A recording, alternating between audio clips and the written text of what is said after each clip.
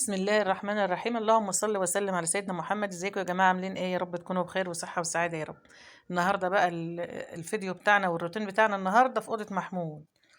اوضه محمود من زمان كده بروقها، بس يعني ايه كده من على الوش كده من على الوش، فقلت النهارده بقى ايه، اجيبها من تحت السرير واجيبها من السقف بقى ومسحت الدولاب من فوق وهبيت الاوضه كده ونفضت الشباك وايه، وكان تحت السرير صراحه تراب كتير. جريت بقى كده بالمقشه، وبعد كده بقى ايه دلقت ميه في الاوضه ومسحت، خليت الدنيا زي الفل.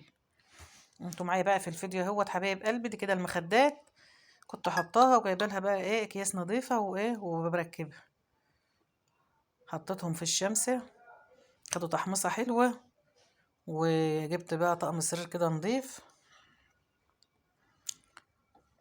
هو مش طقم يعني كامل على بعضه، بس هو ايه المهم يكون الطقم السرير او كده اكياس المخدات او الميل، المهم حاجه يعني اهم حاجه تكون نظيفه. دي بقى محمد ابو تامر كان ابن هبه بنتي، كان جايب لي شويه طلبات كده كنت قايله لهم عليهم، فجايبهم لي. بقول له اقعد اتغدى يا محمد، قال لي لا انا ورايا درس. خد له 10 جنيه ودنته نازل متوكل على الله. المخدات ما تطلعوهم كده الشمس بيتطهروا كده وبيبقوا حلوين، والشمس بتطهر الفرشه اصلا عامه يعني. وركبت لهم بقى وشاش كده نظيفه، ونفضنا السرير تنفيضه حلوه. والله ما كان ناقص في الاوضه الا المرتبه تطلع الشمس، بس والله لو لاقي حد يطلعها لي لا كنت مطلعها، بس مش للاسف بقى ملقتش حد يطلعها.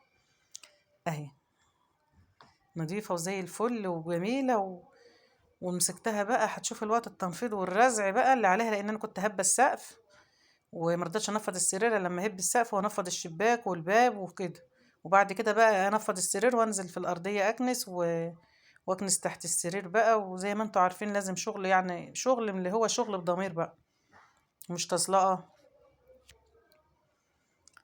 صراحة أنا كل ما أخش كده أمسك المقشة أكنسها من على الوش، أسوي السرير بإيدي كده، لا مش عارفة إيه. قلت لا النهاردة بقى إيه ما بدهاش، يلا يا بنت كده إيه اتحمسي وتشجعي وامسكيها النهاردة اقلبيها عليها وطيها. أيوة كده، هاتي بقى إيه كل الصحة اللي شوية الصحة اللي عندي.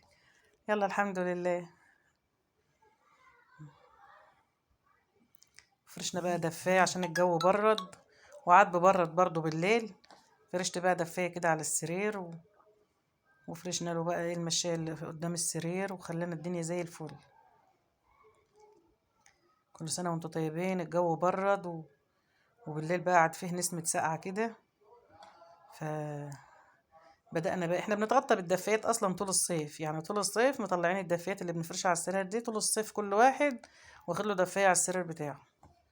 فبدأنا بقى ايه نغسلهم بقى ونفرش على السراير، وبدل ما نتغطى ببطانيتين نتغطى ببطانية واحدة، لأن لسه الجو برضو يعني بيبقى بالنهار حر وكده، فمش حد يقدر يتحمل البطاطين الوقت.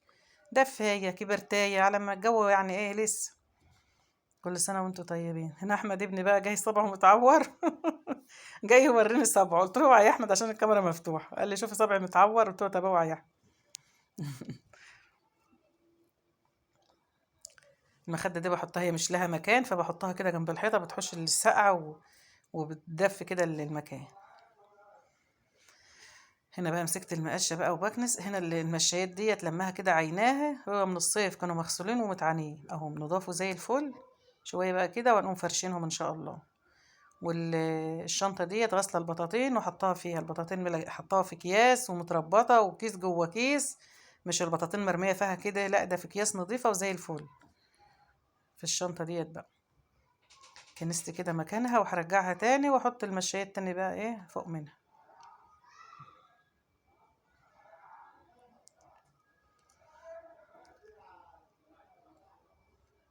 شوية بس كده وبعدين نفرش المشايات دي في العتاب بقى بإذن الله.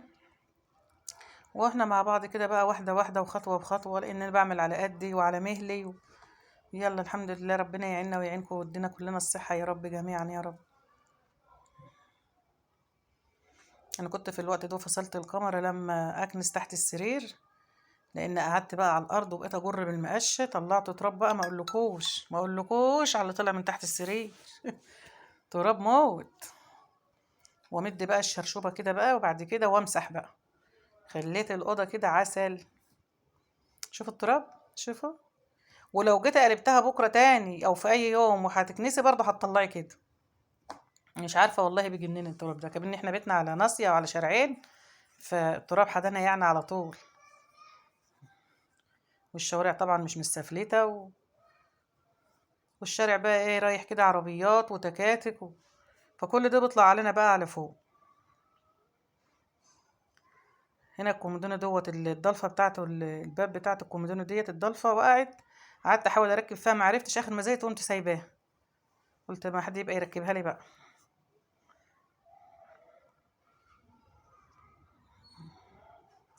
شويه ميه بقى ببرسيل كده بكرول ونقوم مسيقينها ومخلينها زي الفل. انا صراحه كنت هخش بقى على المطبخ تاني، فلقيت الفيديو صراحه هيبقى طويل، فقلت لا كفايه كده بقى الفيديو كده يدوب.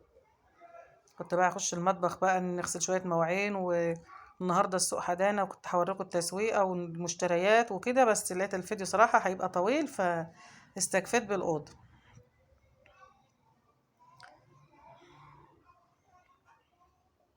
رميت الكنسه كده بقى على الجاروف.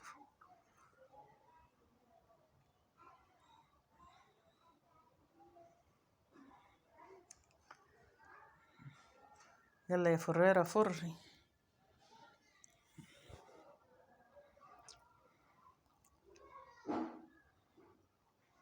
والله بدوس على رجلي غصب عني، ولا مؤاخذه مش عارفه البس فيها شبشب، ولا عارفه البس فيها اي حاجه، لانها ورمه وعاليه، فمش عارفه البس فيها اي حاجه خالص. استنى استنى، حطه هنا. دي اللي الحاجه جايباه 2 كيلو.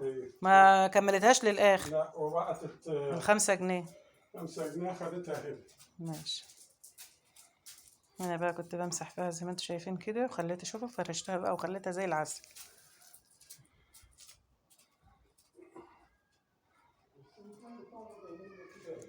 جبت بقى كده البرسيل والكرول في الجردل تنازل ولا ايه؟ راح مع هذا وشريك. رايحين فين؟ ها؟ المحمودية. ليه؟ رايح هناك مصطفى ابو حرب.